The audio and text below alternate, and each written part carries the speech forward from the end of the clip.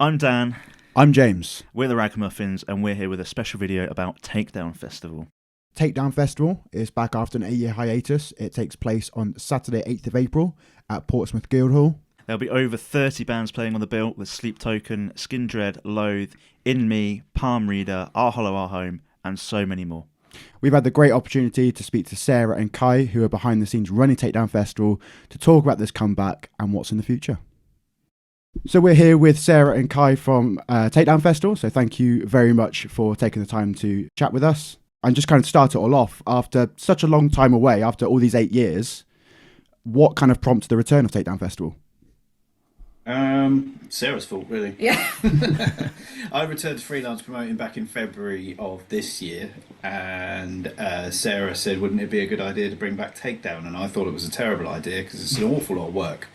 And I wasn't sure if the brand was still alive, and I said, okay, I'll poke the bear and see if there's any interest there still. So we did a couple of teasy little nudges on social media, and it lit up like a Christmas tree. There was clearly a lot of love still for the event, and the rest is history, really. Was that like that initial worry that after it's been 8 years then that there wasn't going to be that great a reception or people would forget? Or did you think there was a space like in the industry for Takedown to come back as well? There's a space locally for it. So the festival's based on the South Coast, and there's nothing really apart from maybe Reading and Leeds, which doesn't really cross over, south of London, that fits the remit that we are delivering with Takedown. There was a bit of hesitancy because post-pandemic, the ticket buying market is still really ambiguous. You don't know what shows are going to work and what are going to work. So that was the only thing that really put us off. But we were very fortunate in that we found a great partner with Portsmouth Guildhall, who are absolutely fantastic and have been fully supportive of the event. Yeah, can you tell us more about the Guildhall Trust? What's it like working with them? Have they been a huge help with getting Takedown back on its feet? Financially, they've been absolutely fantastic. So, as you can imagine, putting on 40 bands on one day across 5 stages is a big financial risk, especially, as I said, with the whole post-pandemic ticket buying market. There's certainly no way we could have done it without Portsmouth Guildhall. Yeah, absolutely, and they've been really supportive, and indeed have a 5-year plan to grow the event to the surrounding area and a bigger site than we currently have. So yeah, it's quite exciting times for the festival. I think it was kismet, really. They were looking for a live event that fitted the heavier market, and we popped up at exactly the right time, and it all sort of worked out very nicely. I don't normally, well, we certainly don't ascribe to the whole touchy-feely kind of things, but it seemed to happen. We just put it out there, and it worked out for the best. All just time to place them. A couple of sites, and by the end of pitching it to the Guildhall, I was surrounded with blueprints and very excitable production staff, and I thought, yeah, this is definitely the energy we need to relaunch this event. So it's working great. So with that then as well, there's the plan for this not just being a one-off kind of like, hey, we're just doing this for nostalgia. There is like the future plan of we are back, we are here to make a mark on the scene and provide a great kind of festival for everyone to attend.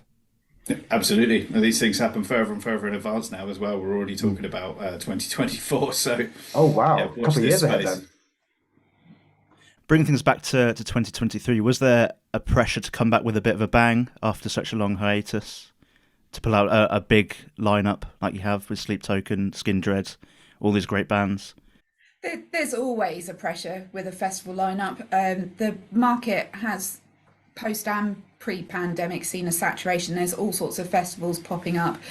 So we really wanted to come back with a solid lineup that we were proud of as well, and covers quite a lot of the alternative genre. It's not just one type of band followed by the same for, across all the stages. It covers all genres. But yeah, no, there is a lot of pressure.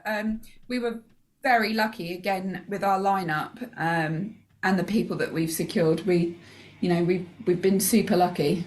Yeah, we had a couple of people on our hit list, and we've got a couple of the big ones. Really, really pleased about getting Sleep Token on board. Obviously, they've just not long before. We're pleased you've got them on board as well. Very, very pleased. they've not long announced what their biggest tour to date, so obviously they're just coming through for shows like Brixton Academy. So to get probably the next show after that date was fantastic for us. And Skindred, I've been working with for 22 years now, so it's like yeah, working with old friends. So that was great to have them on board too. You mentioned that working with Skindred before, there's like a nice homage, I think, to past iterations of the festival with bands like them, In Me, Palm Reader, Our Hollow, Our Home that have played before. Was there that kind of desire to bring like a bit of a mix in terms of we have those older bands that have played with us before and also bring in this new breed like Sleep Token and Loathe? Absolutely, yeah. Yeah, and within me playing Overgrown Eden set as well, so we're nodding all the way back to the early noughties, while still bringing in a load of contemporary talent as well. So I think there's a really good mix there. It was really part of the main reason for doing it is to bring something to the local area. I mean, it's in Portsmouth. I'm from Portsmouth. The previous iteration was in Southampton, which is only just down the road, and a lot of the acts like Jamie Lenman and St Agnes have either played past lineups or have a connection to the local area. And Seething Akira, especially, who are obviously a Portsmouth band, we were desperate to put them on the main stage. Now, you're probably not meant to have any favourites, but do you have any favourites on the lineup? any that you're most excited for, or would be unmissable, perhaps? I can tell you about one of our children's favourites, which would be Punk Rock Factory and Skindred. They are desperate to see those two. We are hoping that there will be some sort of Punk Rock Factory Benji type situation on the go, but we've not discussed it with either band, so we'll see what happens. That would be very cool. I mean, I've not seen Punk Rock Factory before, but seen Skindred before, and the couple of times I've seen them, it's just so much fun and energy, I think, on stage that it just grabs everyone in the audience. I imagine they'll absolutely have a whale of a time with that. Yeah, absolutely. And Sleep Token are going to be fantastic. Their shows are solid. Black Gold, I think, are one to watch. Mm-hmm. They have suddenly blown up out of nowhere and are fantastic. Yeah, we've got a mask band opening and a mask band finishing. A nice like bookend either side of it, haven't you? Yeah. Yeah. What do you think like the biggest change in the music scene has been since Takedown left at 2015 and now it's coming back in those years since? Oddly, I don't think it's changed a great deal at all. It feels like I was able to merge some of the artists from Takedown lineups of old with contemporary acts without too much of a bother. Really, I think there's yeah, they still fit very well together, and I still think that all of the bands on the bill have got fans of all ages. So yeah, I think it's whether those genres have come around again or whether they never went away. It feels like it was all a good fit. Well, we've talked about your favourites for this lineup for 2023. Have you got any dream bands that you'd want to book in the future? Or maybe you already have? Well, I suppose it depends how dreamy we're talking, really. I mean, my favourite band in the world is Tool, but they're never going to play a Takedown Festival, sadly. For the sort of size we're working with, I mean, who would be good? Frank Carter and the Rattlesnakes, absolutely love them. They're one of my personal favourites. Mm-hmm. There's a band called Snakes, who are we know just starting Snakes. love Snakes. Kid Capici. Yeah, it would be good to get Bob Villan. That would be a really cool one for a future event. And we'd like to keep the event not just massively male heavy. So if there are great female fronted bands that we can put on the bill, there's a band called Ithaca that we absolutely love as well. They would be great to work with. Yeah, I think having that representation, I think, is very, very important, and I think that'd be great to see. With these newer bands, I think like Sleep Token and Loathe, they seem to be like a very, very big, prominent representation of the future of UK metal and alternative. What's your view on kind of how that's coming through and how these new wave of bands are kind of pushing British music forwards? Well, that's a big question. Yeah, that's a big question. It's a 30-mark question, that one. Essay answer.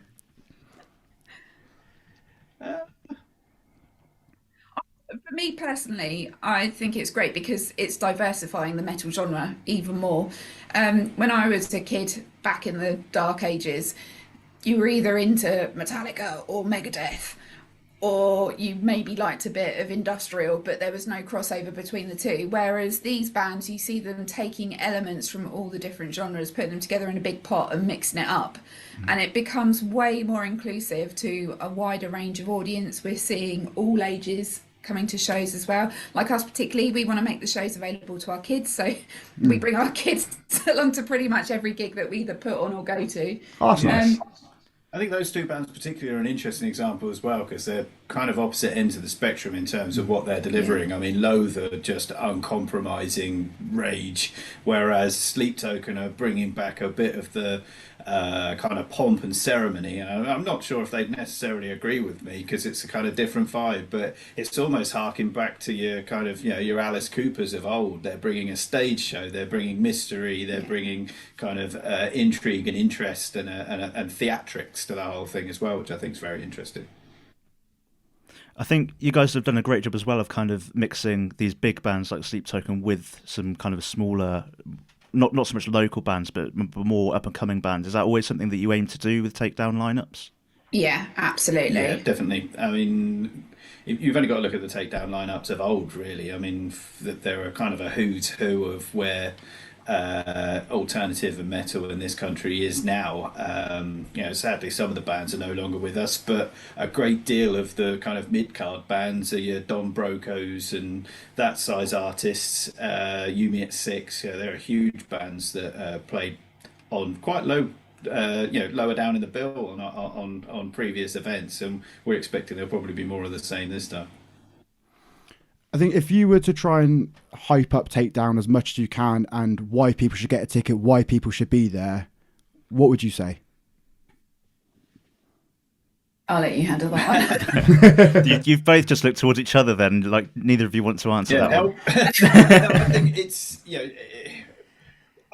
first and foremost, we're delivering an event that's it's local. It works really well in the area that it's in, but on a national level, I think people are going to get an event that is fun from start to finish. It's we're going to be delivering a whole festival experience with outside stage, festival village. There'll be loads going on besides the bands as well. So it's a full festival experience in an urban setting. It's going to be an amazing day, basically. The site is bigger than it ever was. The bands are bigger than they were. It's going to be fantastic. Yeah, it just massive party, basically. Yeah. Back bigger than ever. Yeah. Yes, absolutely. Is there anything else you want to add for next year and to look forward to it, or? We've got a couple more bands still to come, some more announcements to come. We are also about to firm up our VIP uplift offerings, so those will be out soon as well, which will have some very exciting exclusive elements to them. The VIPs have got a separate stage on its own, but which will comprise of various appearances, from DJ sets to meet and greets to acoustic performances from other artists that are playing. So that's going to be quite exciting little spin-off as well. Awesome. Lots more to come then. Absolutely. Any indication of when these next lineup announcements may be? Ooh, probably mid-December, I think. Yeah. Probably the next couple. Before Christmas. Yeah. Nice little Christmas present. Yeah, exactly. Tickets make a great Christmas present. Yeah. Definitely. Well, thank you very much for spending the time with us and to have a chat, and we look forward to attending it next year. Brilliant. Look forward to seeing you. So, hope you enjoyed that. We had a nice chat with them. Just to remind you, Takedown Festival is coming back. It's on Saturday, 8th of April at Portsmouth Guildhall. Tickets are available now, so make sure you head onto the website to go and get them. Stay tuned to our channel for any news and updates regarding Takedown Festival and other festivals across the UK and Europe. Hit that subscribe button. Just press it. It's right there.